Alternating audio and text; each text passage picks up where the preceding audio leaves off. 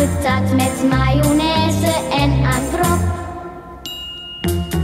80 rode rozen voor oma lief. Oh, wat moet ik morgen toch beginnen?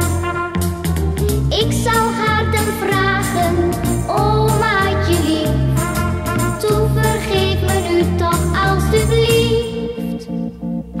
Ik wou mijn oma zo graag rozen geven, want morgen wordt mijn oma 80 jaar. Maar ik snap niet waar de centjes zijn gebleven. Ik had toch haast een gulden bij elkaar.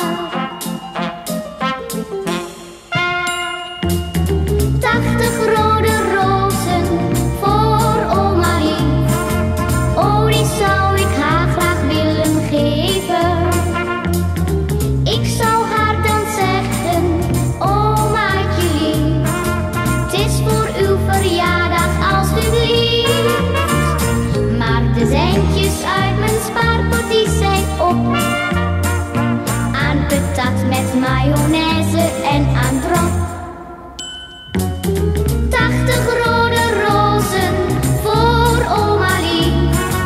Oh, wat moet ik morgen toch beginnen?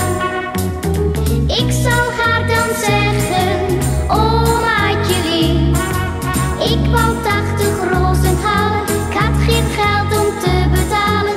Toe vergeef me nu toch alstublieft.